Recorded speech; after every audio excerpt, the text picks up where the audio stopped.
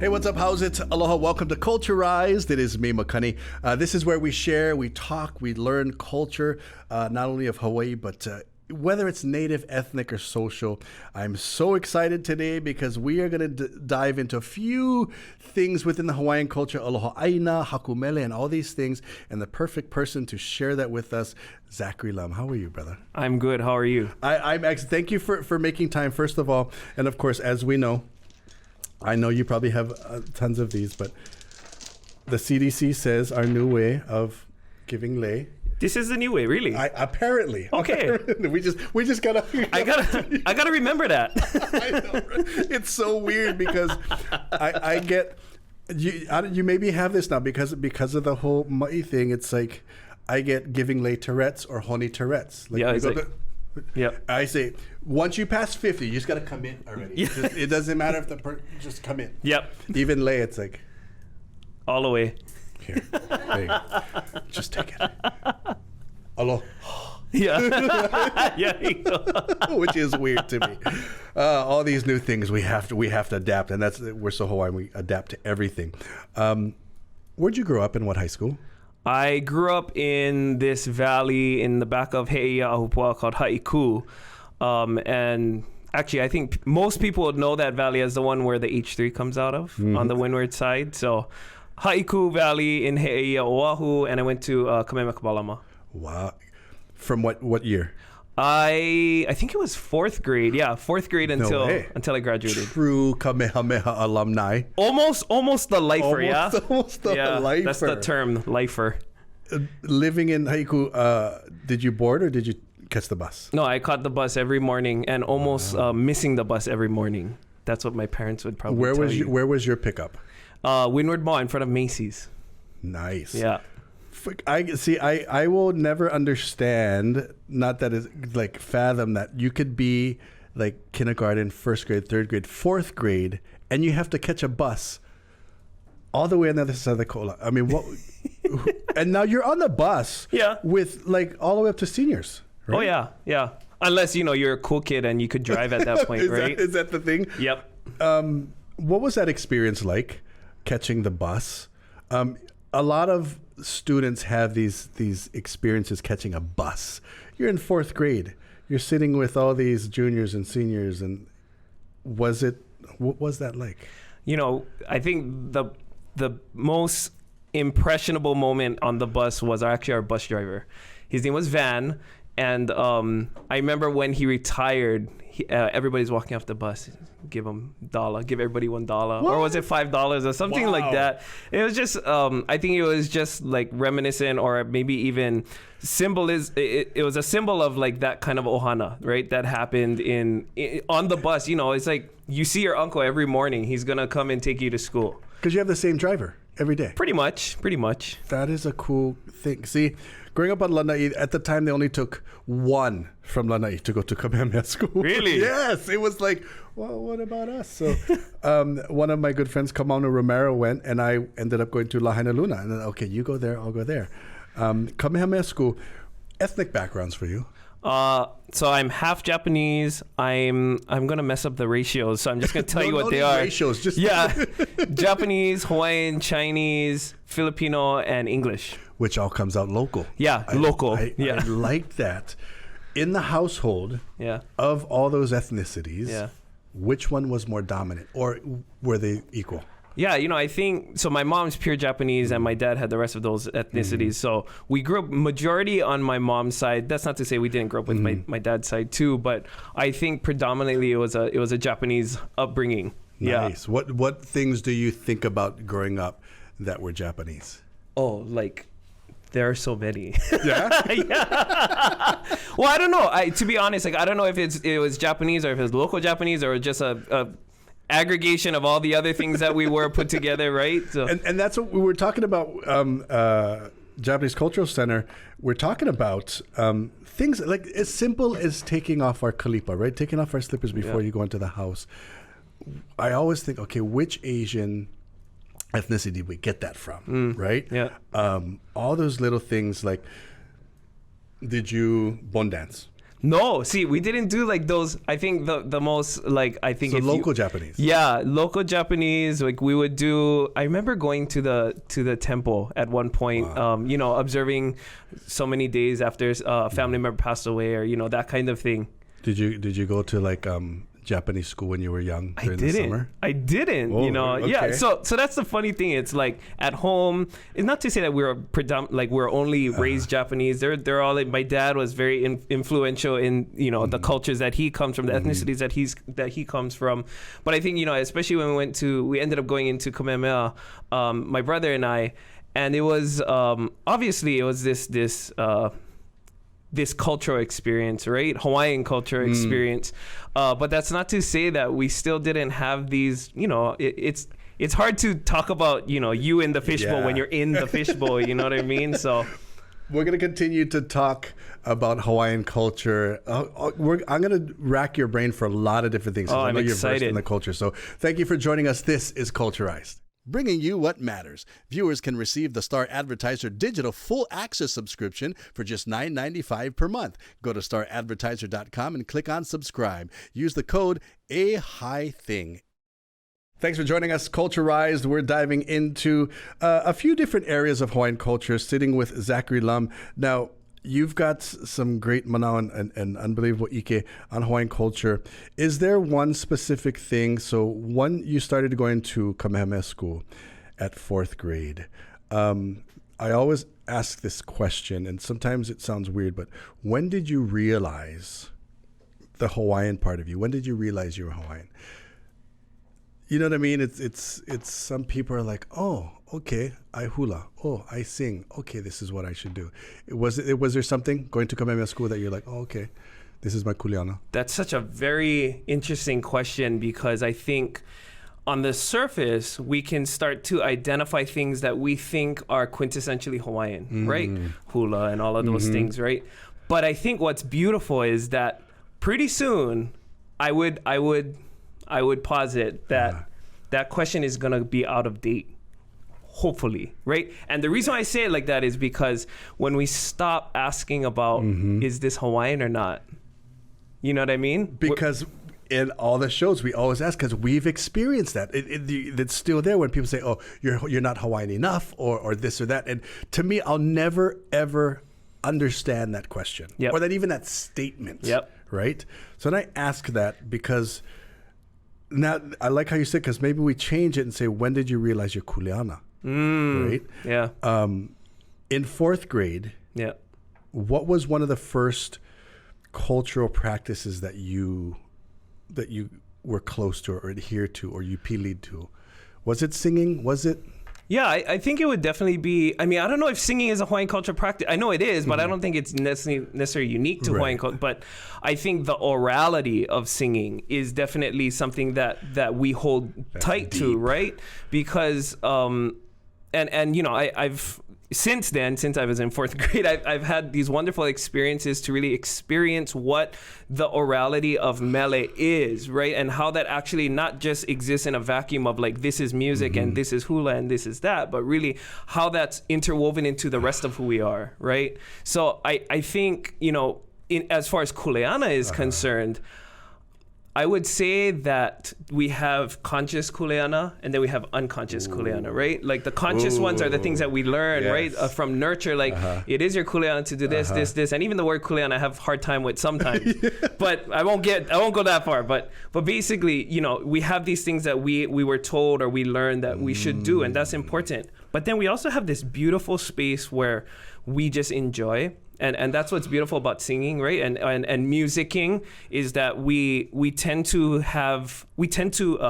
privilege the enjoyment first. And in that, there is this inherent kuleana that is still carried, that's still important, right? So I think both of those things, maybe there's a third one, but I don't want to go too deep. Wow, no, I love that. I love that thinking, the forward thinking, the depth, the kauna of all these. Singing or haku mele came first for you? Were you writing? Were you singing? Or did it come at the same time? Yeah, so I think my first musical memory was we're really young and we're at Ward Warehouse. Okay, Ward Warehouse, like not there anymore, right? oh, this is trippy, weird to speak historically like that. So we're standing on the, and we don't know what happened. We're having a Christmas dinner, and then we're all standing at the curb, and we're like, what are we waiting for? And then the trolley pulls up, and all my aunties and uncles and everybody jumps on. My auntie has a guitar, my dad has a ukulele, and we start singing Christmas carols, right? The whole caroling on the trolley thing. Which was this wonderful treasured memory for me. And that's the first time I remember, like, yeah, like, you know, let's sing loud. Let's have fun, right? That eventually turned to, I went to the Honolulu Boy Choir, turned into getting into Kamehameha, going through the many musical experiences that provides as well at Kamehameha. So as far as, you know, kuleana to that, it's hard to pinpoint one thing, you know? Was music in the household growing up? Oh yeah, my dad played music. My mom likes to sing too, I know, and that was something that we always that was always a part of the environment. Yeah. Honolulu Boy Choir, Kamehameha School. When did you get really, really serious? Was it high school? Because you were why am I brain farting? For song contests. Yeah. Right. Yeah. We're talking right now, culture. Zachary Lum is here. The depth. I want to get. Man, I could sit here and talk forever when we get deep like that. But this is what we do. We're sharing. We're teaching culture, whether it's ethnic, whether it's native, whether it's social. We do that right here. If you want to get on our website, culturize.com. We're going to talk more with Zachary Lum. Aloha Termite and Pest Control, your local and leading pest and termite control solution in the state. Always providing you superior service with Aloha. Mahalo for joining us as we talk, share, and learn Hawaiian culture concepts. Zachary Lum, we're talking about your musical side. When did, at Kamehameha, you became a song contest leader? What grade were you in? I was ninth grade. Wow. Yeah. Prior to that, not a lot of people. Do you practice for that? I mean, how do you become a song leader? It's a whole process, like a whole detailed process that I know far too well at this point in my life. Not only because I was a student, but I eventually became a teacher there and you know, helping to facilitate that whole process. But to make a long story short, the class body elects their own song director. Just ninth grade? 9th, 10th, they vote every year. So sometimes, I know it's all dramatic, right? Like, oh, you never vote that person back in, or, you know, that's totally a thing. Dramatics at Kamehameha School?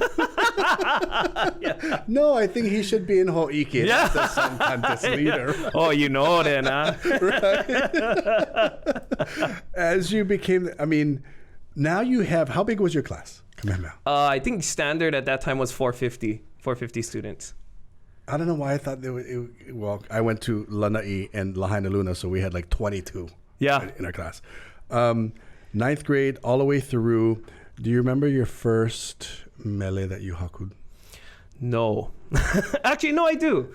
But at the time, like, I didn't know what I was doing, and I was in Hailama Fardin's haku mele class as a senior, and at that time I hadn't learned much Hawaiian language, just based on the mele that I knew and what, I guess, lack of better words, what sounded right. And of course there was guidance from our Kumu, from my classmates too. But I remember it being a very hard process because of the possibilities that Hawaiian language allows.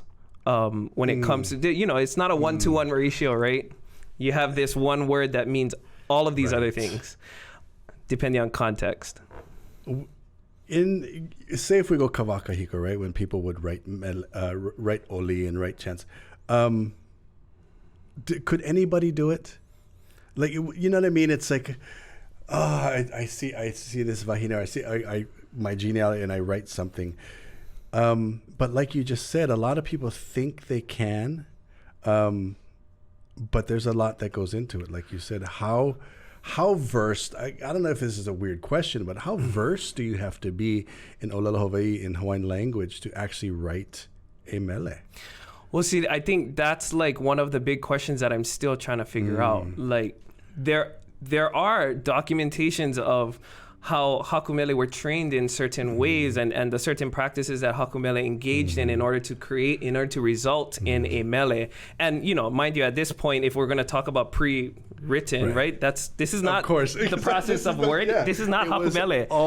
And it became this practice of like, let me practice the words to you, right? So that part, I assume that's part of the composition process as well. Unreal. With that Haku Mele, you're also a composer musically, right?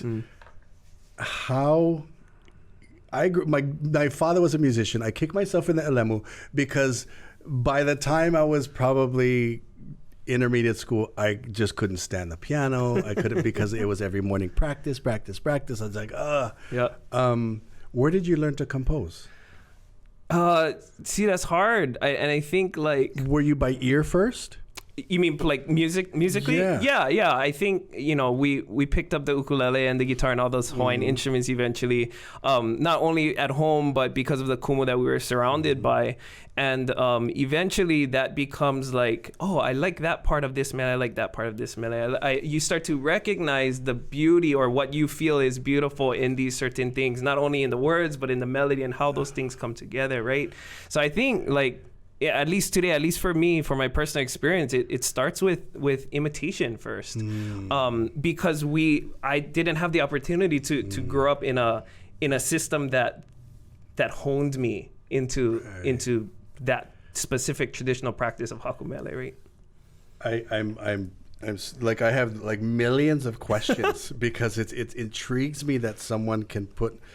One, it can Haku Mele and then put music to it. If you're joining us, that's what we're talking about. Haku Mele, writing lyrics, writing music, putting it all together. We are somewhat going deep. We're going to try and go a little bit deeper into the no of Zachary Lum. So if you're joining us, this is Culturize. Culturize.com is the website. Don't forget, you can go check out YouTube for past episodes. Right here, it's Culturized. For all your money needs, Hawaiian Financial Federal Credit Union is here for you. Visit hificu.com. That's hi-fi, letter C, letter U.com. Mahalo for joining us right here in Culturized. We are sitting with our good friend Zachary Lum. His life, you know, growing up in Haʻikū, Kamehameha School, song contest leader. What was is that the word, song contest leader? Yeah, I think so. Right? Director, leader, something like that. Too. Haku Mele, composer as well, and you do the music with all of that. And the theme, I think one of the great things about our culture is that we always have a ho'i, we always have a give back. At this point in your life, of all the things that you've learned, even teaching and all these, you've started this project that Aloha ʻāina, right? That's the concept of it. Kāhuli Leo Leʻa. Is it, correct me if I'm wrong, Aloha ʻāina, Mele, how does that all tie together? Yeah, it's a good question. So the short of it is Kāhuli Leo Leʻa is we established a 501c3 nonprofit, and the mission of that organization is to catalyze Aloha ʻāina through education, composition, presentations of mele, other kind of culture practices that's related. So being able to leverage mele in such a way, because it's so distributive in its nature, right? What if mele were these really jam-packed capsules of knowledge, right? So, and what if we imbue that with Aloha ʻāina? What happens when we listen to music now, right? And that's basically the concept behind it, is because we have this great opportunity in Hawaii, because we're so musically oriented and we celebrate it so much. Why not look back to our practices of mele and Haku Mele to utilize that for betterment of everybody here or beyond? How do these things come to you? Do you just, like when you Haku Mele, like, do you have to prepare yourself, these ideas that you have and these plans that you have? Do they just, like, you have conversations with kupuna and uhane and just like, okay. Yeah, I think it is. I think the compositions that I've had the opportunity to be a part of, those are things that I know I'm not trying to, it's not an egotistical practice, right? It's me trying to like be inspired, or not trying to be inspired, me being inspired, and allowing that to turn into me being the conduit and turning that into an expression that we can kind of celebrate or you know, enjoy. And real quickly, if you can, for those that are watching, explain Aloha ʻāina, right? The other day was really weird. I talked about malama ʻāina, and somebody actually corrected me. I was like, no, it's Aloha ʻāina. Oh, okay. Well, I think that's a perfect example of why we're doing this. It's not to nail down a definition of what Aloha ʻāina is, what malama. The fact is that you have this idea of aloha and you have this idea of ʻāina. And for me, all that means is that aloha is this sense of not yes, hi, the whole, everybody knows what aloha is, but what it really, in my mind, aloha represents a principle of empathy, of connection. ʻāina is an understanding that we as people are part of the definition of ʻāina. ʻāina explains the environment, the system through which we exist with everything else. So aloha ʻāina is that connection, that empathy towards this understanding of this environmental consciousness, which we are a part of. You're talking, and I'm just you. I know you're Hakumele, but the depth, right? Like you can just sing that, play ukulele and talk to me, and you get it. That Aloha ʻāina. So this project, Kāhuli Leo Leʻa, how are you guys putting that out, or what does it involve, or how do people get involved in that? Yeah, I mean, people can check us out on Facebook, Kāhuli Leo Leʻa, or Instagram, same Kāhuli Leo Leʻa, or kahulileo.org is our website. And really, we're right now we're project oriented, and we're I think our most recent one was Mayday, Hawaiian Airlines Mayday. We're the production company that basically makes that happen. So being able to leverage Mele opportunities for these kinds of larger concepts that we feel are going to be not only Aloha ʻāina, but help us in whatever sense, that's really what we're about. First of all, mahalo for making time. Oh, thank you. Mahalo for everything that you do culturally. We could sit here for days because I love what's in your head. If you're joining us, you want to know more, join us on the extended version on YouTube. This is Culturized.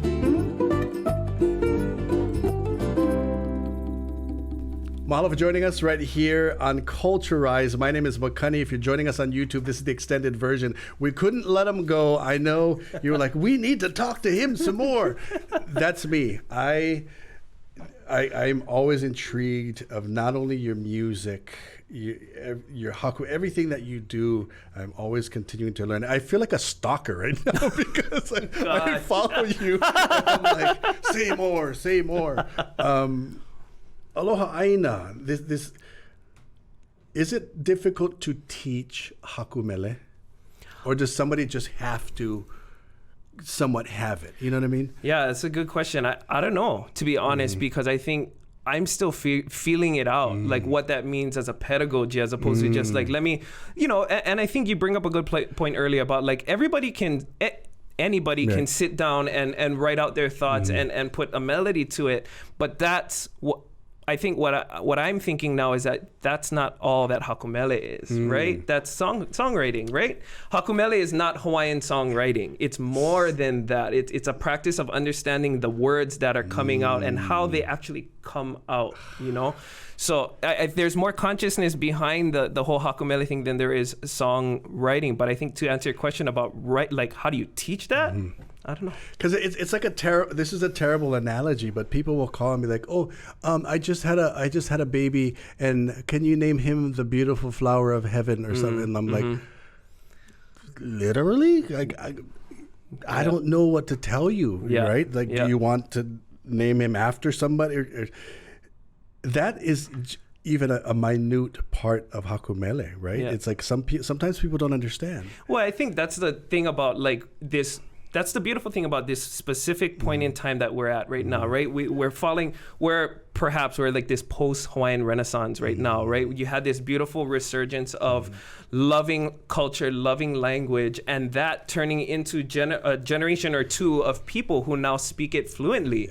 I wasn't one of those people who were brought up, in the Hawaiian language. That's a second language for me.